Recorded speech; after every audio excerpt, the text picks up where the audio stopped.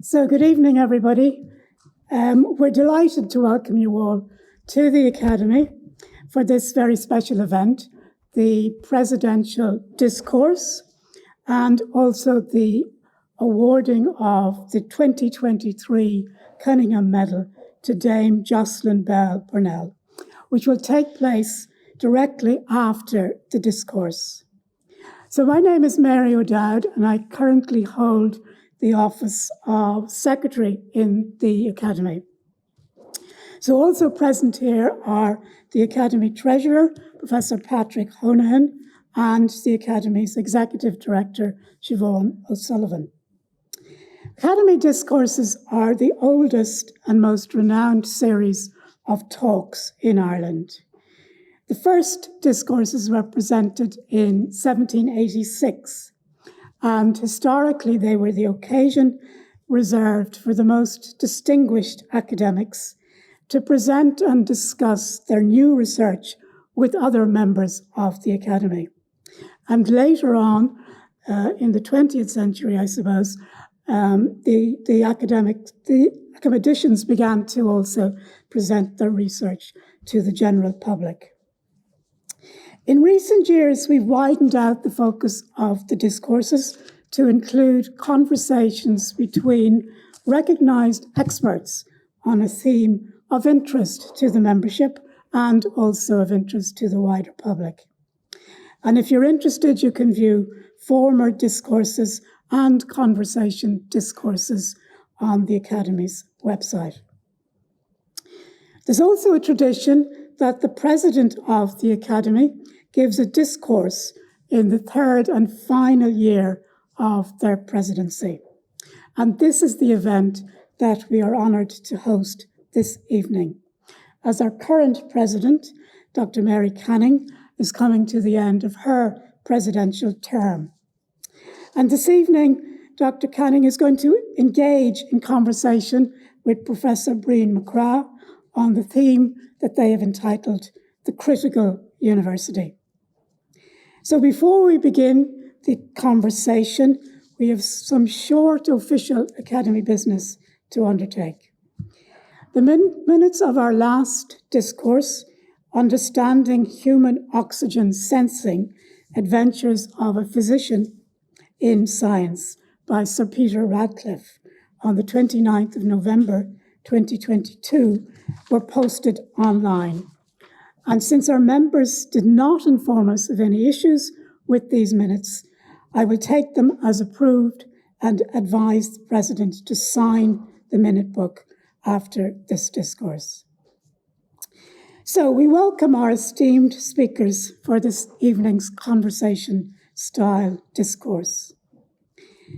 Dr. Mary Canning was elected President of the Royal Irish Academy in March 2020, and she was appointed Chair of the Governing Authority of Maynooth University in December 2019. She holds a PhD in Literature from University College Dublin, and as a former World Bank lead education specialist based in Washington, D.C., she worked on education policy in a wide range of countries in Europe and Central Asia from 1992 to 2007. She has served on numerous OECD higher education examiner teams in Europe and in Latin America. Dr. Canning was a board member of the Higher Education Authority from 2007 to 2017. And in 2009, she was appointed to the National Strategic Review of Higher Education in Ireland. And in 2014, she was awarded a D.Litt by the NUI.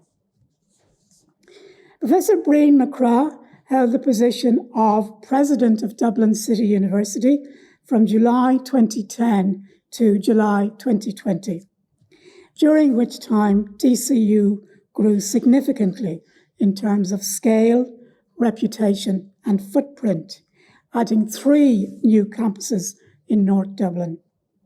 Professor McCrath is a member of the Royal Irish Academy, an honorary fellow of the Institute of Physics, an honorary fellow of the Institute of Engineers Ireland, and a Fellow of the Irish Academy of Engineers.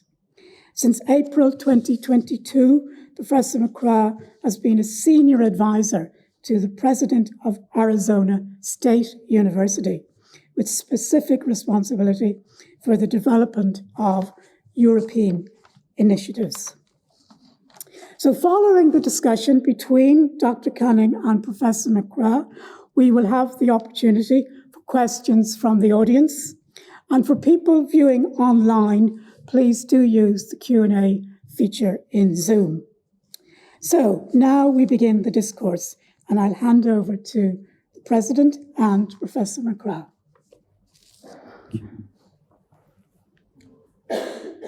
Gormaigad Mary. Agin úsle tá anásarm the Portuc in san ócáid speisialta seo in Acadh Riagan na Héireann.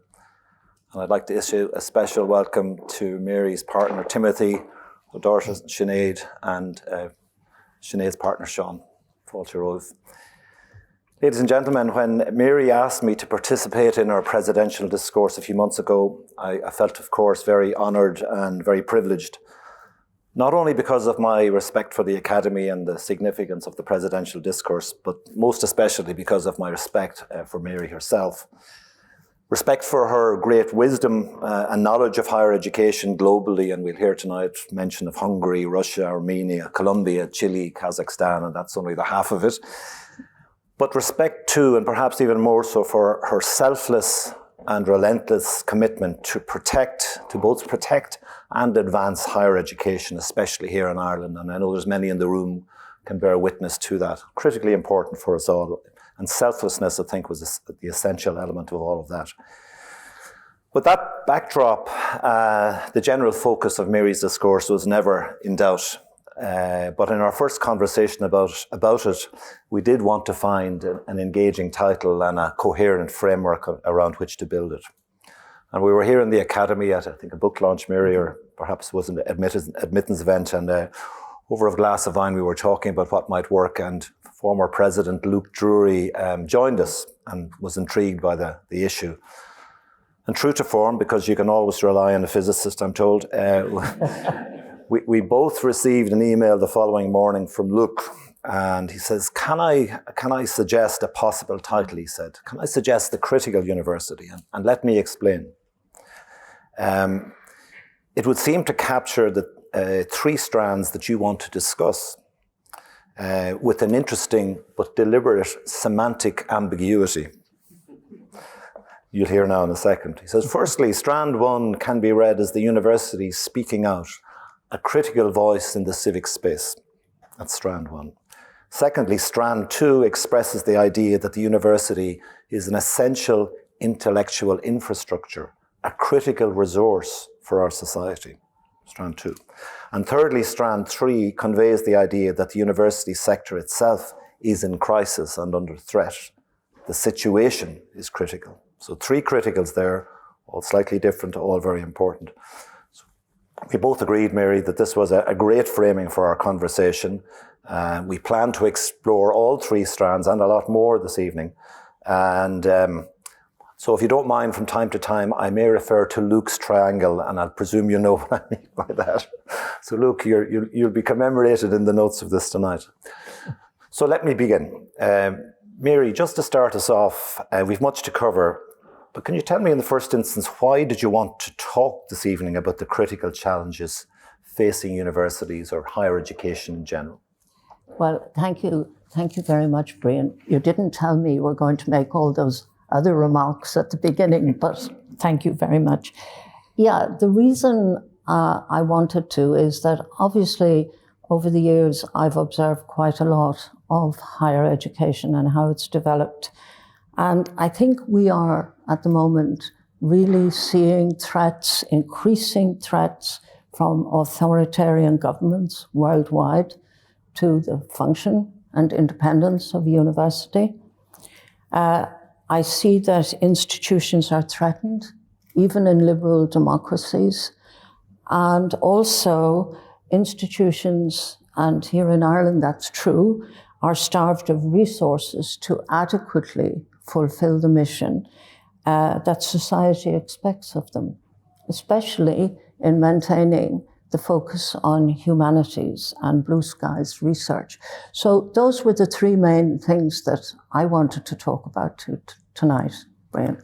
So there's lots to discuss. So maybe we could start with strand one of Luke's triangle and the issue of a critical voice in the civic space and how important that is, in particular at this time in our global history.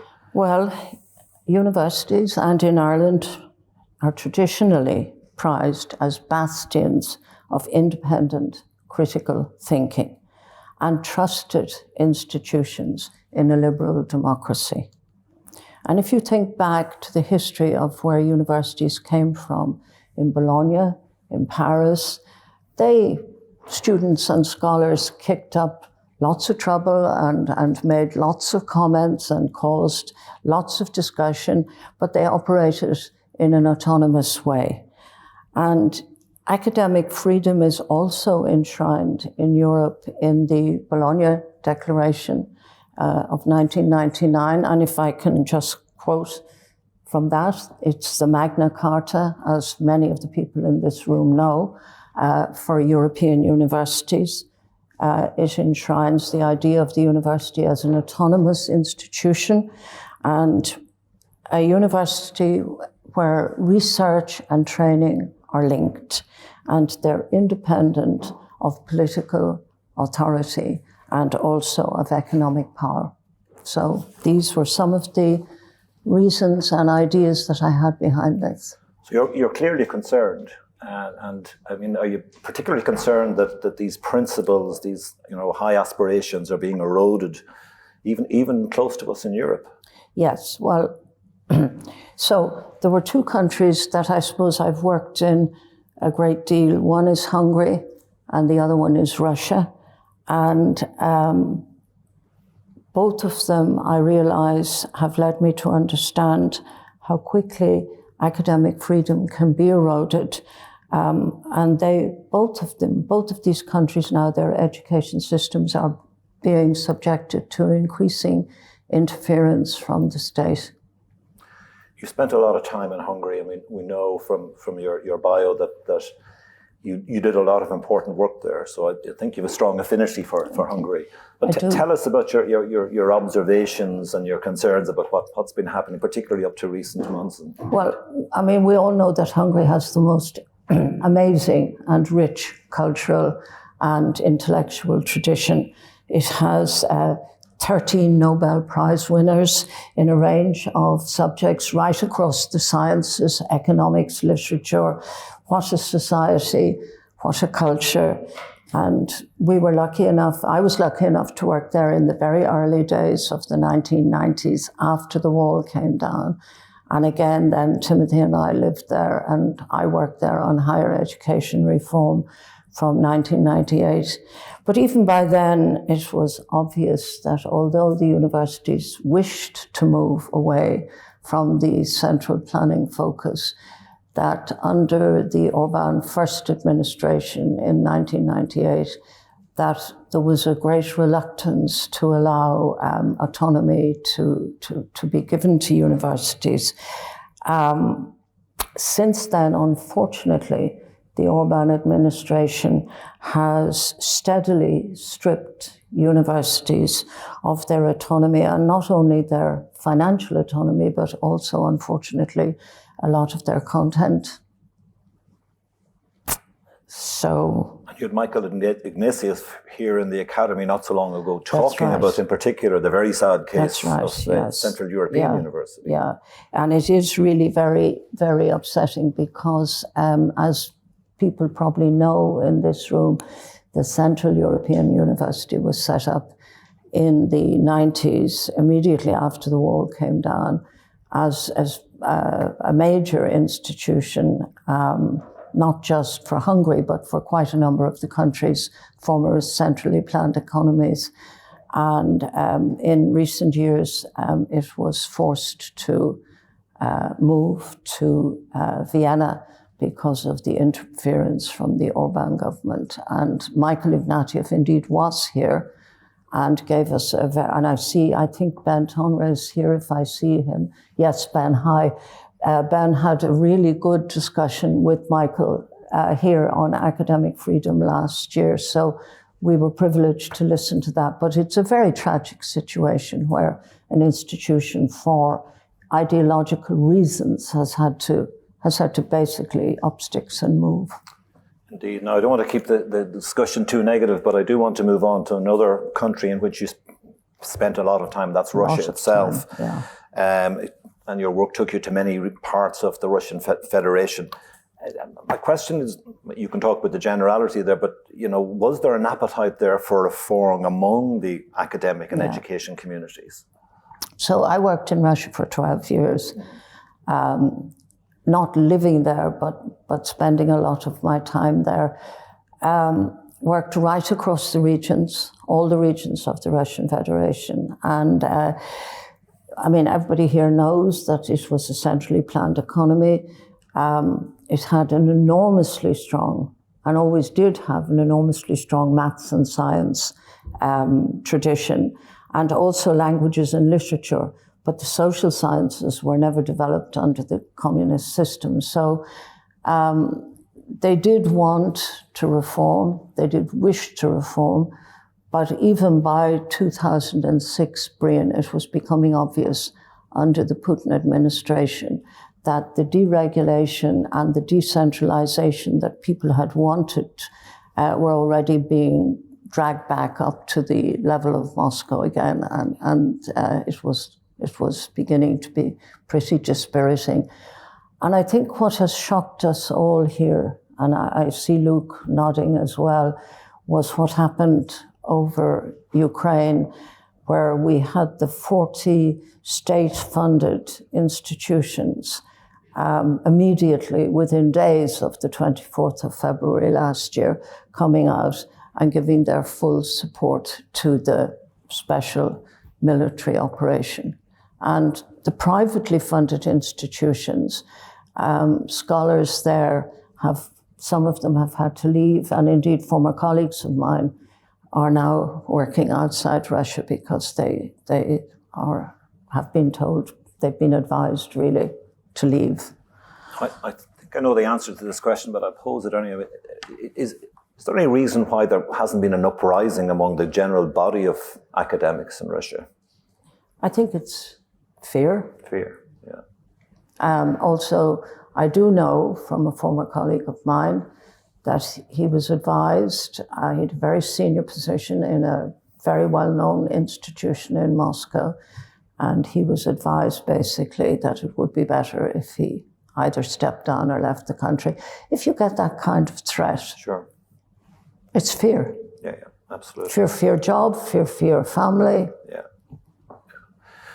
So that's Hungary and Russia, and I think there was probably in the audience a very broad appreciation that is the case, and it's getting worse before it gets better. But if you look further afield, is there more international evidence of interference in the academic freedom of universities? Is this a broader global trend, for example?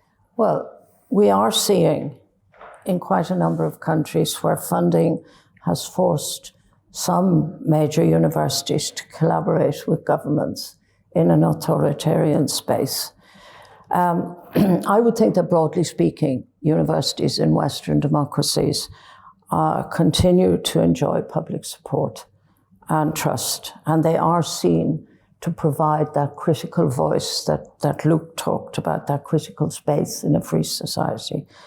However, I'd like to talk about what's happening now in Florida. Indeed. We've seen this in the last few days. So Governor DeSantis I think we'd all agree that the United States is a liberal democracy. Governor DeSantis, and I have to quote now because I have some notes on this, he stated he would prohibit publicly funded universities from offering diversity, equity, and inclusion programs because he labeled them as divisive. And he said that universities must promote academic excellence, and he didn't offer any explanation as to why these programs would in any way automatically inhibit academic excellence. he has recently required all state colleges and universities, I quote, to report how much they're spending on such initiatives, saying that he planned to have them wither on the vine. And late last week, Florida has just introduced a higher education bill, and again, I quote, to rescue higher education in the state from woke activism. So if a bill like that is passed, Brian, it would deal an irreparable blow to Florida's higher education system. It would probably eliminate academic freedom, definitely cause recruitment problems, and possibly even affect the way universities could draw down federal funding. So it's a very serious development. It's not just authoritarian regimes. It's not just Eastern Europe. No. It's actually a lot closer to home. So your concern is all the greater, I sense. That's right. And also there's Texas, which doesn't look very optimistic. And of course, I mean, we can look at Hong Kong, what has happened to the universities in Hong Kong. So it's not just. So you're raising a red flag here. Yeah. And you know, I have some notes here as well from the Academic Freedom Index. And this is run by the European Universities Association. Almost 2 out of every 5 people worldwide live in countries where academic freedom has been restricted over the last 10 years. 2 in 5. Yeah. So that's places like Brazil, India, Russia, Thailand, and now, unfortunately, we're looking at the United States as well. And the New York-based network Scholars at Risk, and that has a membership of over 530 institutions in 42 countries, notes an increase in academic persecution around the world, and says that between 2018 and 19, there were 324 attacks on higher education communities in 56 countries. So it's really kind of grim on, I don't want to sound too negative. But No, well, let's move on to something that may be slightly more positive in the second strand of the triangle, and that is the role of the university is something potentially very positive in society in terms of the essential intellectual infrastructure, that language, and the critical resource for society. So, so what are the positives and indeed some of the challenges here, Mary? Well, of course, this brings us to what the fundamental question of what a university actually is. And you could go back to Plato's Academy, but I'd prefer to just talk about Newman, since this is where we are, in down the road from where, in fact, Newman founded UCD. So the university, Newman's idea of a university was, and I'm giving you another quote here, an institution that promotes the free and fresh flow of ideas. An institution where inquiry is pushed forward, discovery is verified and perfected, errors exposed by the collision of mind with mind and knowledge with knowledge. So my point here is that human knowledge is a public good, and we can ascribe many benefits to it. If you come from the kind of background I come from and our treasurer comes from, we look at a reduction in absolute poverty. I speak now from the World Bank perspective. The general rise in standards of living, the formation of democratic nation states. Universities promote that knowledge, Brian, and they continue to seek solutions now to the unidentified problems, the current problems, using fusion to meet energy needs, making greater use of superconductivity, improving seismic forecasting, working on that elusive relationship in psychology between the human mind and the human body. And since we have Jocelyn here tonight, James Jocelyn, the role of dark matter in the universe, all of these issues are where universities are contributing. And look at the role of history.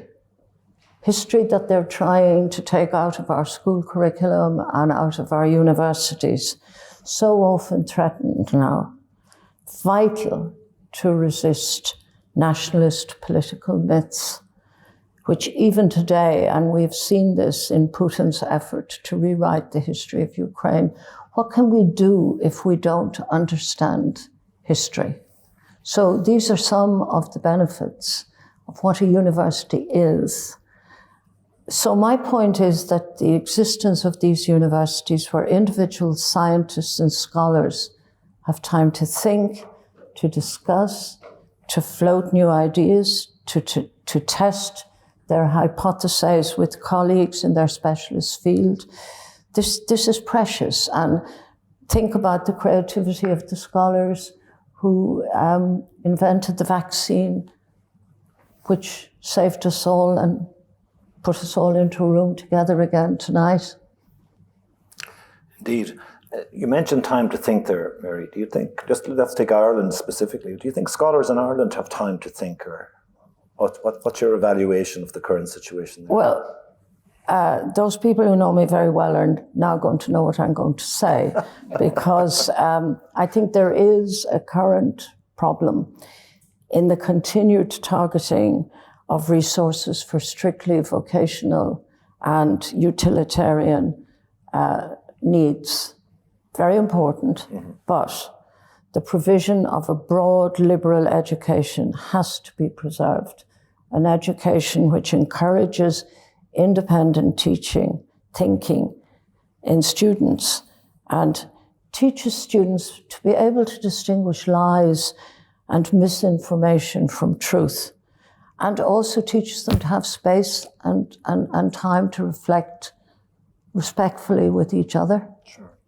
That I think is a worry. Mm-hmm. I want to go back to one thing. You mentioned the challenges, some of the challenges, and you talked about energy, you talked about fusion, you talked about some of the more fundamental issues that, researchers and scientists are looking at. But perhaps the biggest challenge facing the world, and there's a huge urgency about this, is fundamentally an existential challenge.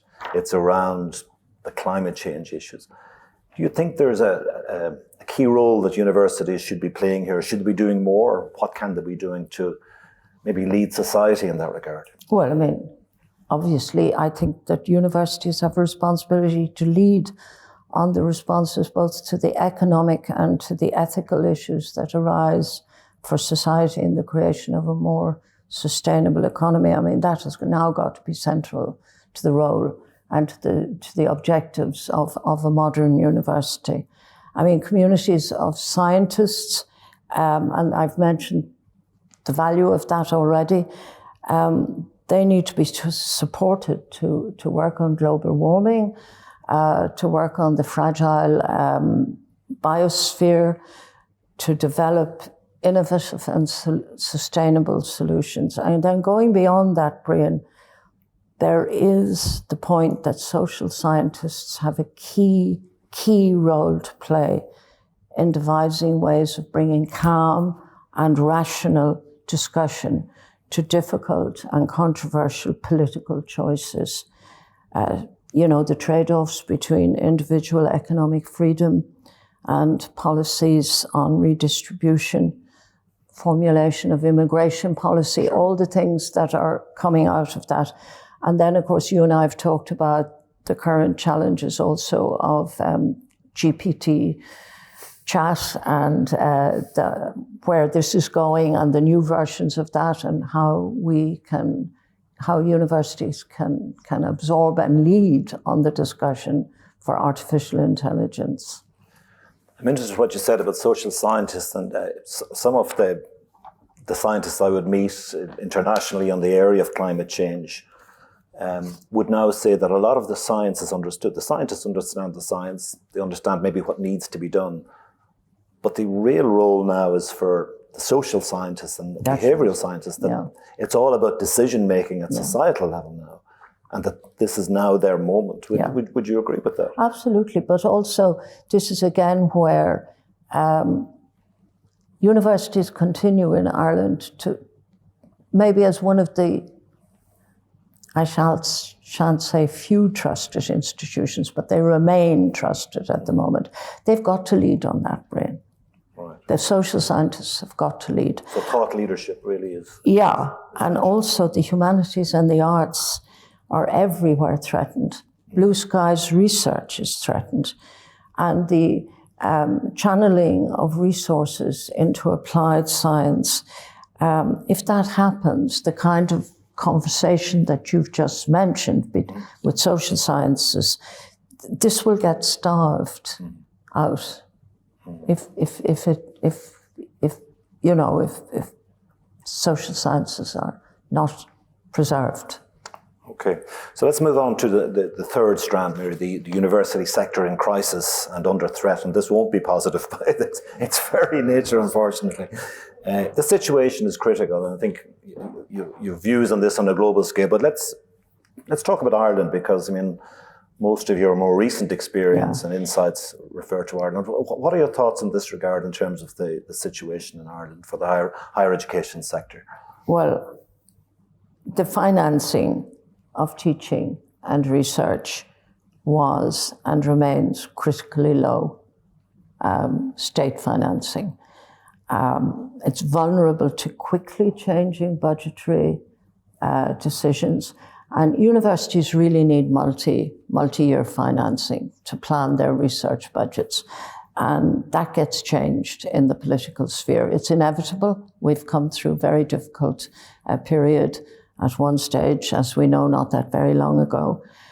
But the other problem is that the humanities are the first areas to suffer in this. And as we know, they're the ones that actually got us through the pandemic. Everybody recognizes the role of the humanities in helping people to be at home and to focus at home. So I really feel that this is something that we're beginning to lose in Ireland, and it's really quite a worry, the financing. Of course, but and it's been with us for many years, and I suspect it'll be with us for a few more years. But you have helped to flag the issues over the last decades, I would say. But beyond the financing issue, do you have broader concerns about the higher education sector here? Well, let me say that in 2006, when I came back to Ireland, it had one of the most autonomous higher education systems in Europe, as ranked by the European Universities Association.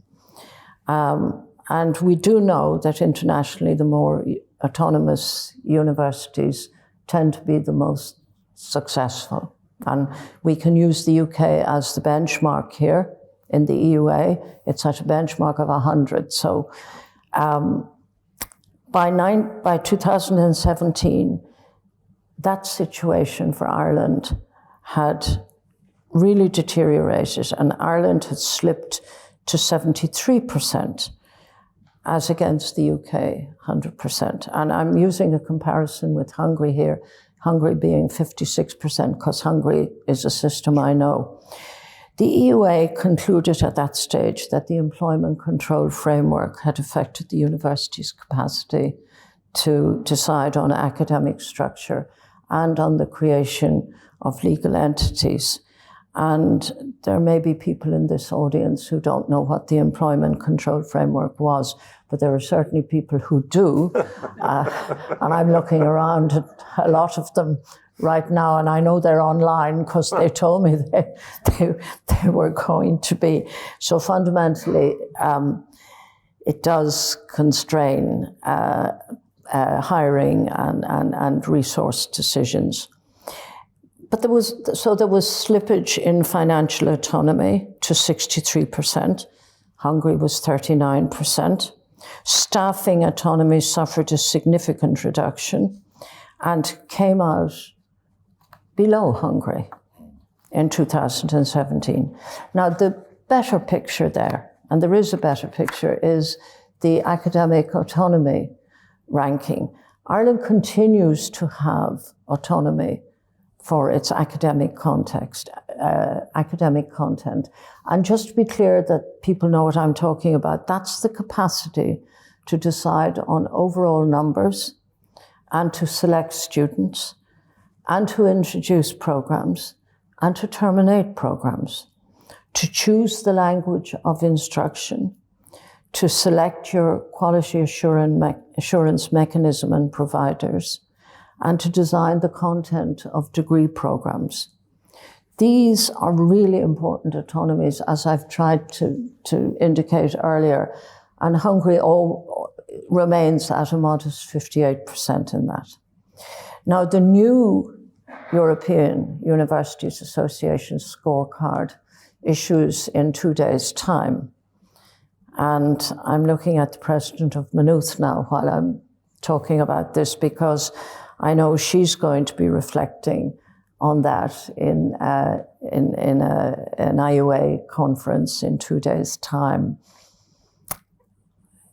This scorecard, I have no idea what's going to be in it, but I would make. Give us a sneak peek there. I have no sneak peek. Maybe the president of Maynooth has a sneak peek, but she might tell us later.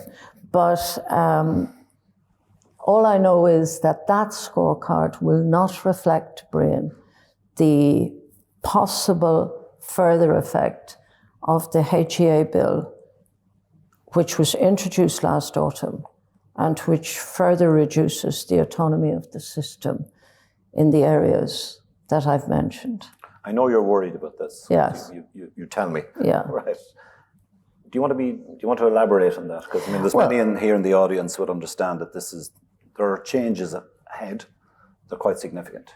Well, quite a number of the audience would understand this, I think. I mean, it's an awful lot to do about trust. Mm-hmm. Trust in the system seems to have been eroded. Presidents of universities in this country continue to be unable to make staffing and resources allocations appropriate to the mission of the university. I think we're in danger of seeing diversity among institutions disappearing. And the passage of that bill last November, have now introduced governance requirements that are so onerous that the requirement to comply or explain needs dedicated staff a lot of the time. And just for compliance? About compliance. Right. And the agendas of governing authorities in this country now are finding, I think, certainly I would find, that the really interesting issues that we're about, which is students, learning and teaching, are pushed down the agendas of the governing authority. So the focus is on compliance. Now, let me push back a little bit and let me act the voice of the policymakers, right? I mean, they're not evil people, right? No. So where do you think this has come from? Well, I think an awful lot of it is the fault of the universities themselves, or the institutions themselves, which in the past, we know, several institutions failed to utilize taxpayers' finances correctly. And that led to requirement for much tighter controls. And sadly, I think that the sector has been unable to win back the trust. This is probably an ongoing battle. And the onus is on the institutions to win back that trust through accountability. But the cost is so high now, the cost of academic autonomy is so high that this is, I think, a mission for the universities now. You think the balance is wrong, basically? Well, I do think that there is an issue of balance at the moment. I mean, look, in spite of this, as I've said, Irish institutions continue to be the institution to enjoy public respect for intellectual contribution to scientific and social issues. So we need to work, I think, to maintain that. And in the teeth of the challenges I've just mentioned, I would say I have one major and key point on this. I think that the examples I've discussed earlier show that reputation and respect may not be taken for granted, because a change of government could easily threaten academic freedom and further increase control. And that, in essence, is what I've been reflecting on. We cannot take our freedoms for granted here in Ireland. Thanks, Mary. So listen, we've covered those three areas, the three criticals. Luke's 3 areas. Thanks, Luke. And let's turn to your own experience of the past 3 years. I want to turn to the Royal Irish Academy. You've had, to say the least, a very interesting 3 years. Challenging time is perhaps the most challenging for any president of the Academy. I want to get your reflections on that period, but also your own perspective post those 3 years in terms of the essential role the Academy can and should play in Irish society.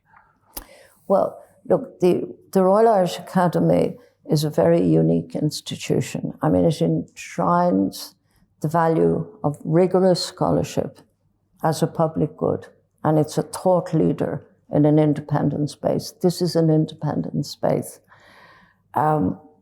We recognize the contribution of diverse society to social cohesion and to culture, uphold the right of free speech, vital to all areas of education and research.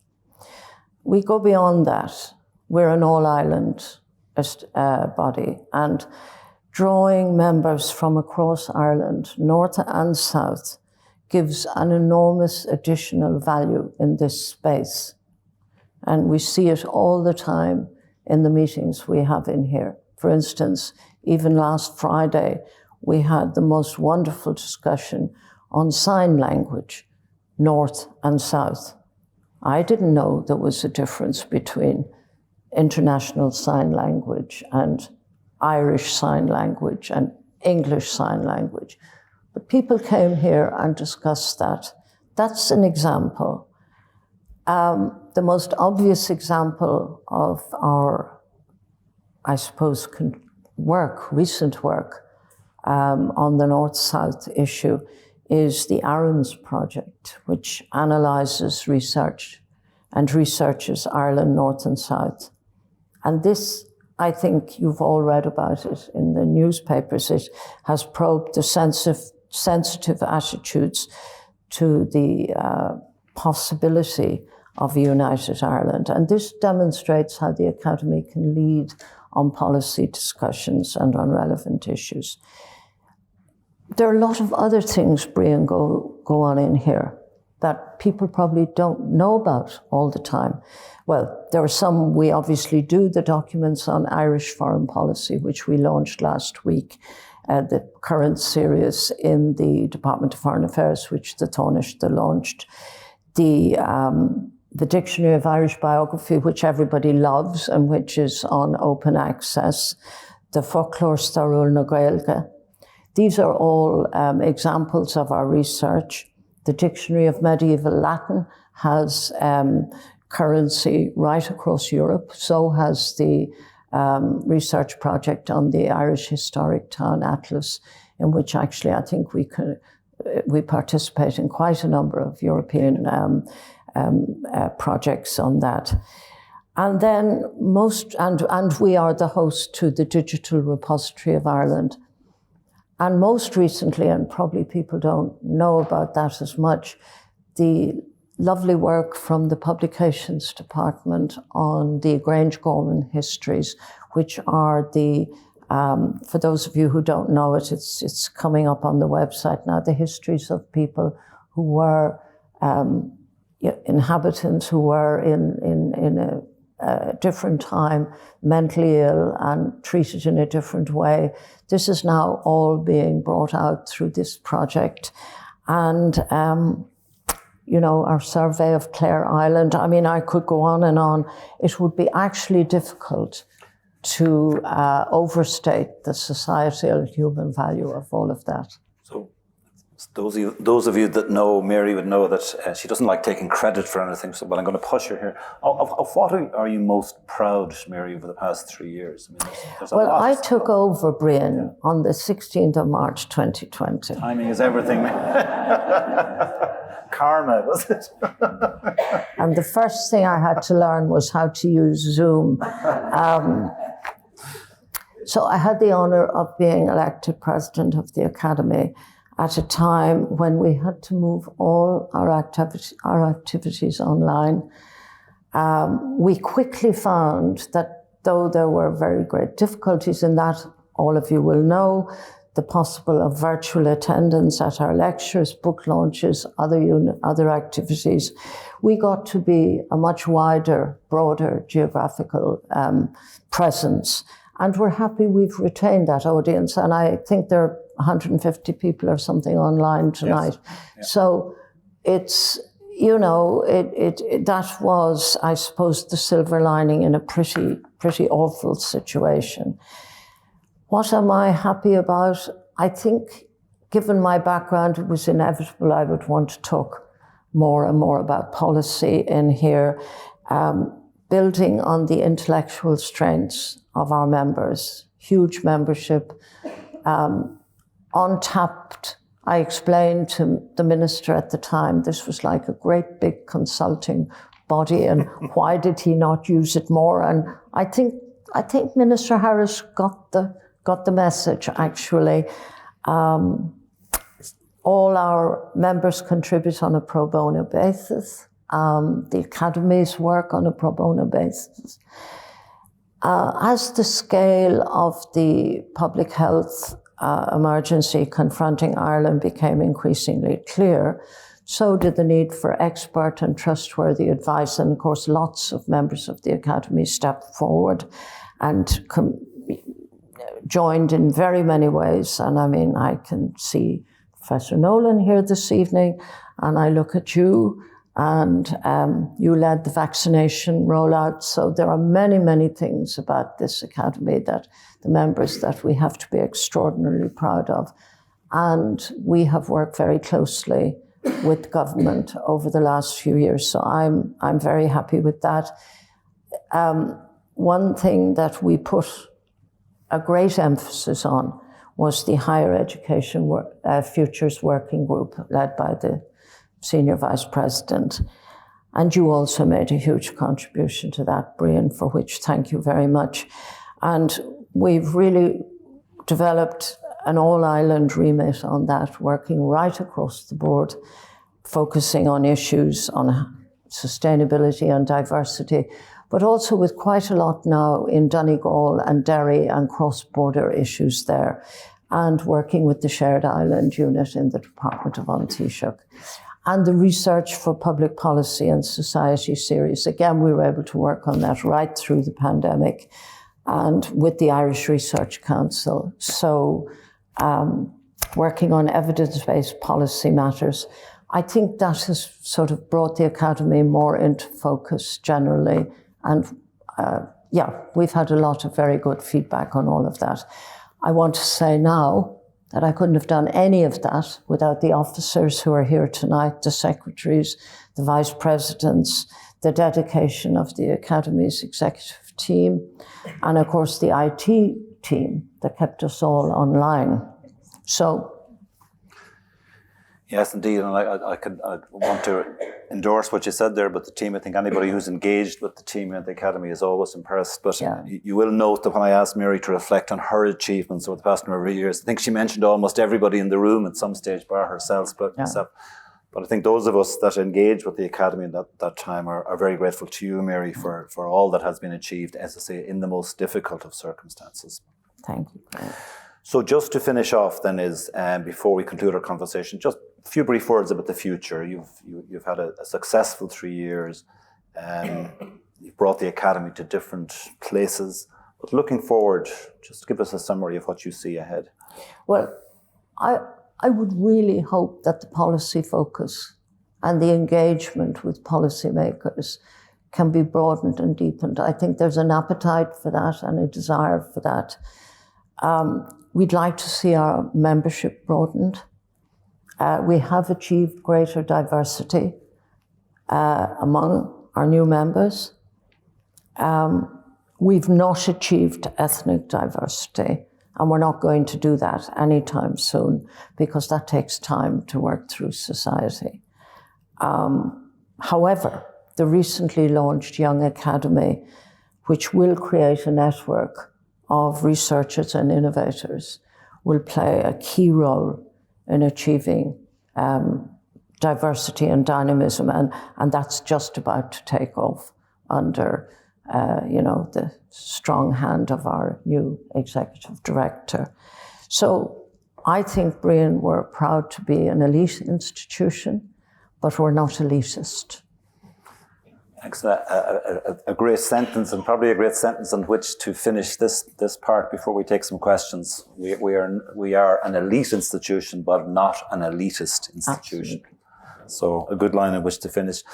Can I thank you, Mary, for your very insightful comments and your openness to criticise, to find fault as is needed, and to cast your wisdom on the trends that we're seeing across the globe and focus back here as well. But we're not quite finished yet. I know we've, as you mentioned, over 150 people joined us online, and I want to welcome and thank them for joining us, and a full room here in person.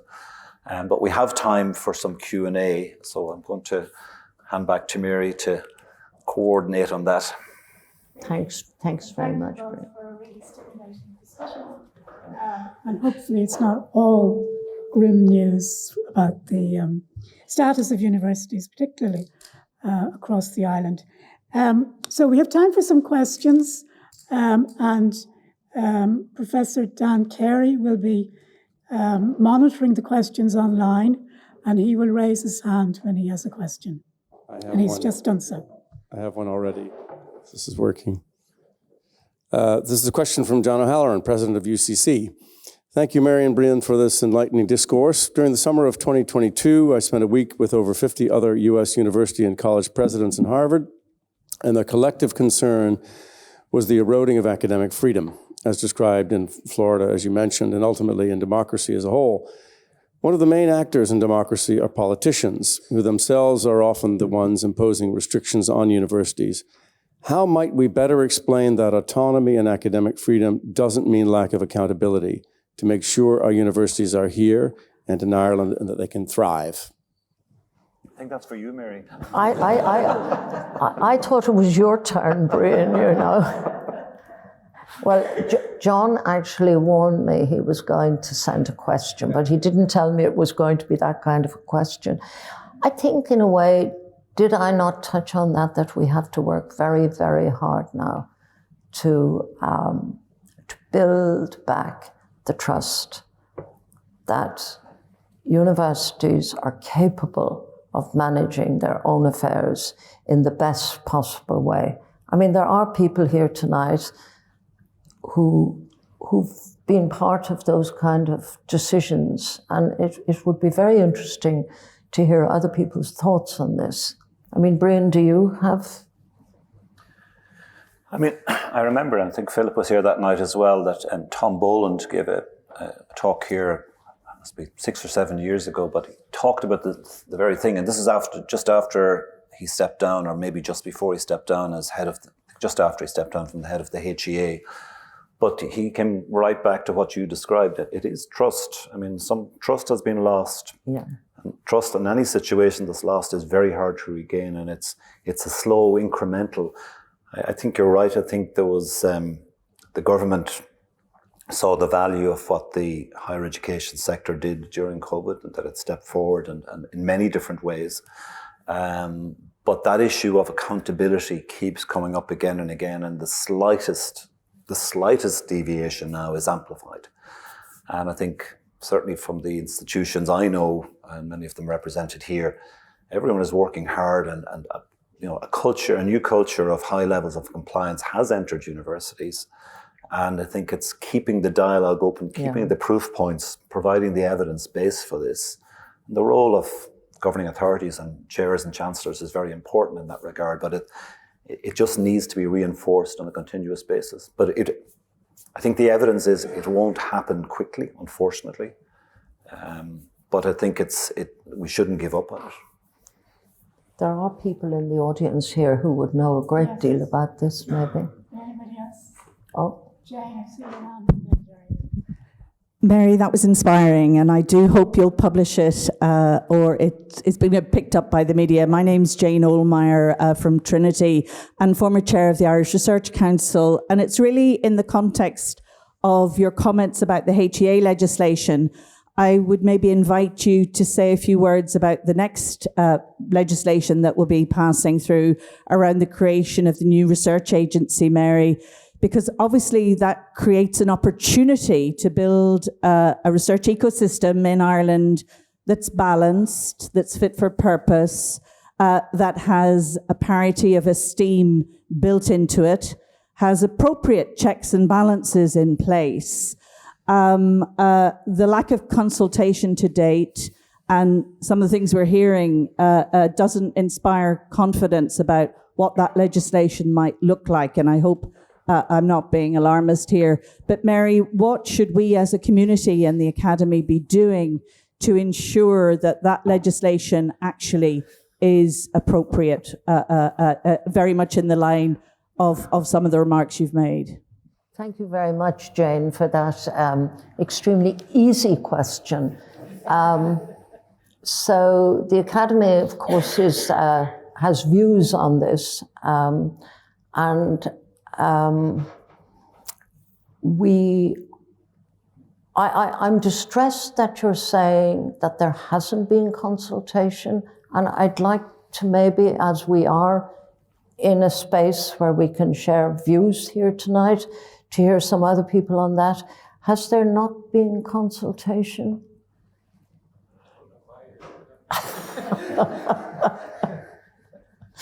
Philip, you need a microphone on that. You need a microphone on that. I do not know what the consultation on this has been, Jane, but I'm inviting Professor Nolan to make a comment.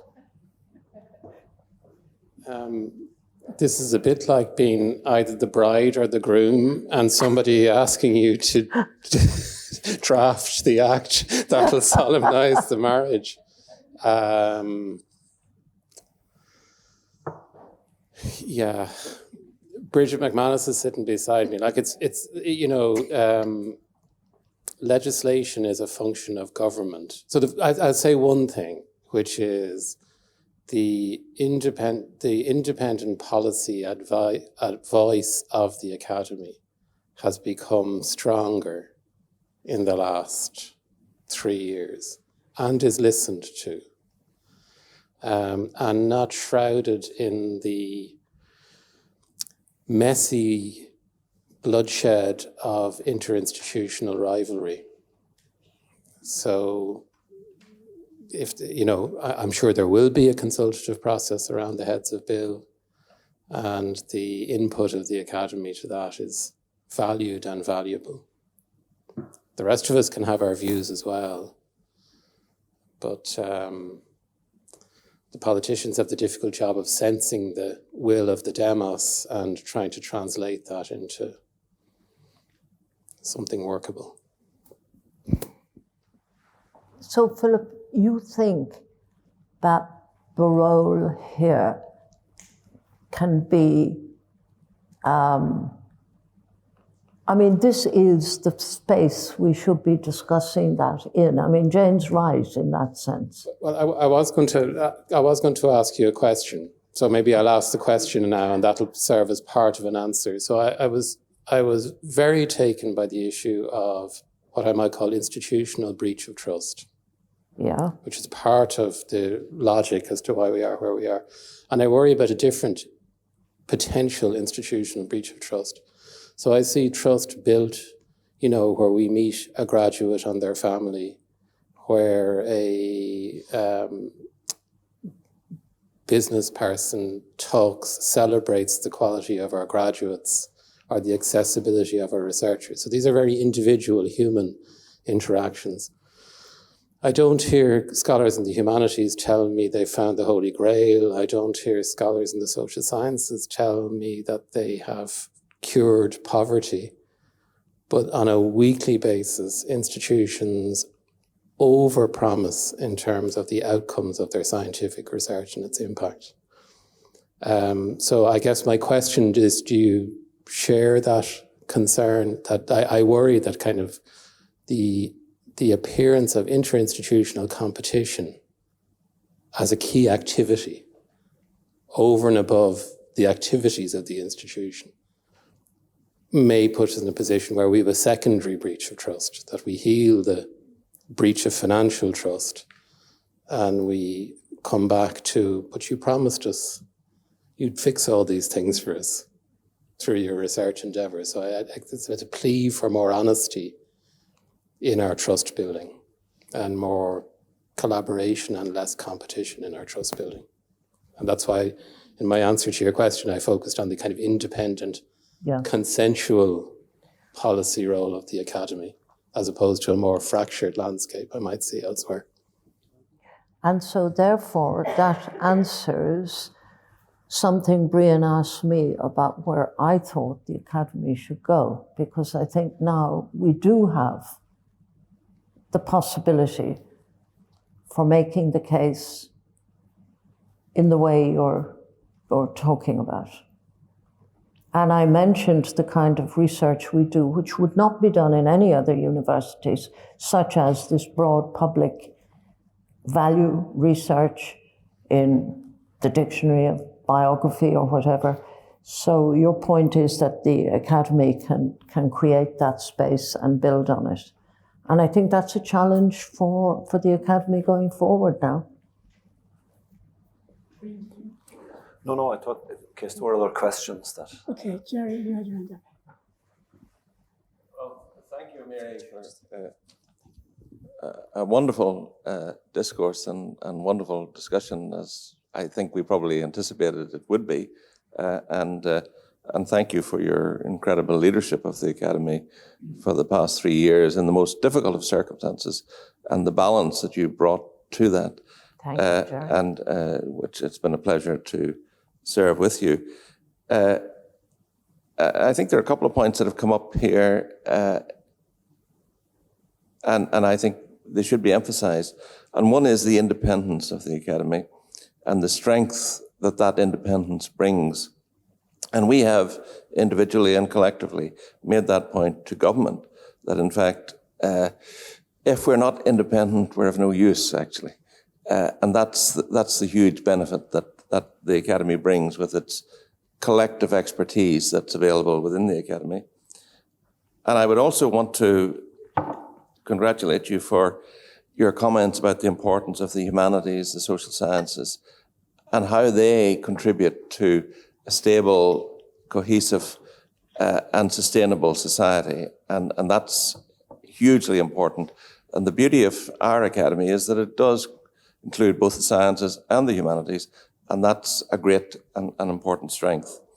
You mentioned autonomy, and in a way you were using the UK as a sort of standard bearer for this. I suspect those of us who've more experience of that would question the extent to which autonomy does exist and has been, devalued in many ways in the UK system over the last 30 years or thereabouts. And I suppose one other point I would want to make is the connection between research and teaching in universities. Now, Newman actually didn't believe that universities should do research. He thought research should be outside of that. But Humboldt had a different view, which has kind of become dominant in certainly the American system and ultimately the UK system. And I think that's a hugely important element, and it certainly reflects this Academy, that relationship between research and teaching. And I would hope that we would not lose that as we go forward. But just again, to thank you for a wonderful presentation. Jerry. Thanks. Dan? Okay. Thank you. Congratulations to both the speaker and, of course, the inquisitor. So really very interesting. Thank you. Thank you very much. Yes, indeed. I was struck by something that I didn't know about, which is the Academy's work now with a young Academy, a new blood, shall we say. And so my question, perhaps to both of you, is that, of course, we're looking at financial constraints. But if we look internationally about the changing nature of the academic profession, academic autonomy had rested on some notion of tenure. And we see a changing shape with an increasing proportion of part-time, temporary faculty in our universities, not just in Ireland, but internationally. And the challenge that you think that might place to the operation of individual academic freedom with the changing nature of the profession. Do you want to take that? I'll start, Mary. No, it's clearly not the sort of foundation one wants to build a higher education system on. It is a global problem. I think the reassuring sounds we're hearing out of Brussels at the moment in that regard, I mean, and I think the increasing focus on a kind of the higher education system in Europe, that precarity issue that you're talking about, and career paths for young researchers as well, that's now entered the discourse there. But I think any of us that have been involved in academia for a considerable period of time know the reality of that, and would rather see it diminishing rapidly rather than increasing as it is. But it's, on the human level and the individual level, it's a terrible place to be. But equally in terms of trying to create a culture and a community in a university, which I think all of us as leaders, you try to create something by bringing a community with you. It's just not the foundation on which you want to build that. So, it's a significant. I don't have anything to add to that. Thanks, Mary. That was lovely. Yeah. Okay. Well, we have. It's just you know much more than I do about that, John. Further question online from Jan Jedrzejewski, who says, many thanks for your illuminating and inspiring discourse. Mary, could I ask what your views are on the issue of free speech in the context of what is by some people described as the woke agenda, unfortunate as the term is? Are we in danger in the humanities and social sciences of excluding views which, controversial as they may be, are still contributions to discussion? Are the laudable ideals of inclusiveness and tolerance not in danger of leading to the exclusion of dissenting views? Yes, well, discourse is what we were talking about, at least what I mentioned in relation to Governor DeSantis's problem with the so-called woke agenda. I mean, from my own point of view, I think that free speech is a right that we enshrine here in the academy and we enshrine in our universities. And it's very important for people to have respect for each other within that framework. And so, for example, there have been different views about climate change, as we have seen. I think that's more or less gone now, but over the last few years, there have been different views about climate change. And finding a way to have those discussions respectfully is what the function of an academic institution should be. And the procedures and processes that exist within a university, or indeed within the academy, have to preserve that right, while at the same time putting in the checks and balances for when somebody along the way maybe goes over the top. I don't know whether you want to add anything to that. 100% agree with you, Mary.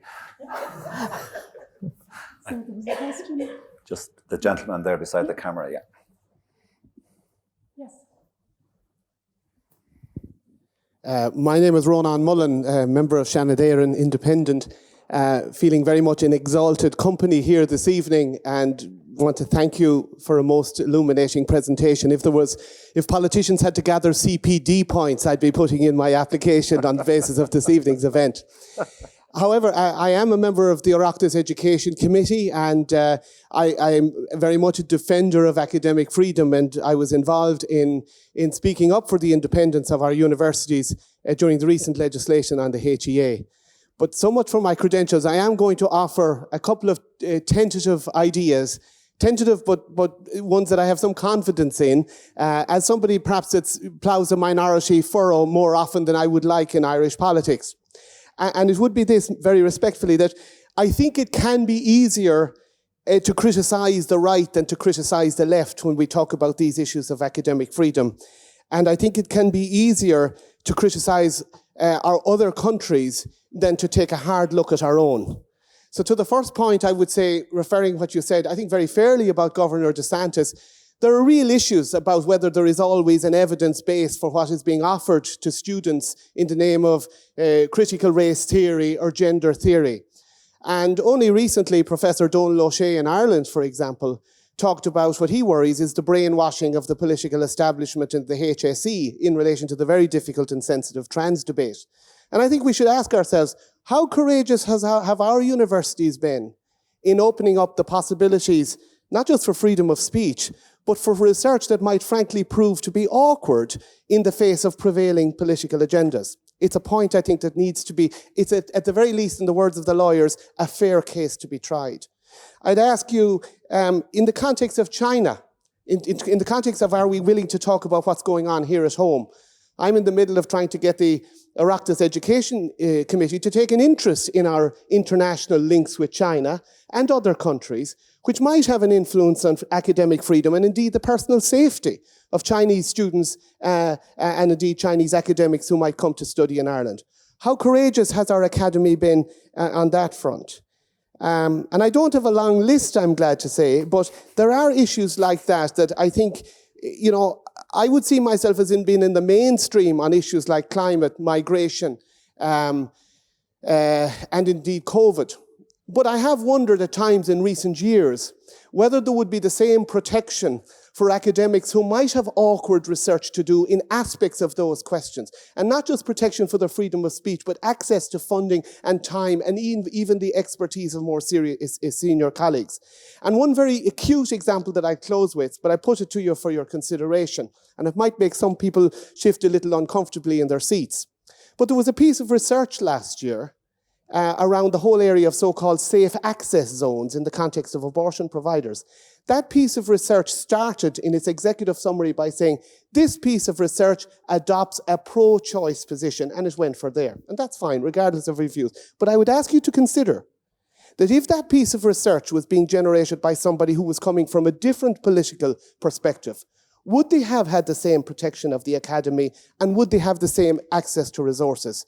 I think these are all fair questions to ask from a perspective of wanting our universities to defend academic freedom. I want your independence, but I want you to be defenders for the minorities as well as the current majorities. And I think there are real issues and questions to be asked about all of that. Thank you. So do you want to take that or will I? I don't think it was a question, Ronan. No. I think you're raising... No, in fairness, I think you're raising issues. It's a list of issues, and I think it's a very valid list of issues. And the only point I would make is that we have within the academy, I can't speak for the universities, obviously, but we have within the academy very definite procedures that allow anybody to have their point of view and to be fairly heard. And you have outlined quite a number of areas which are extremely valid and deserving of respectful consideration. Thank you.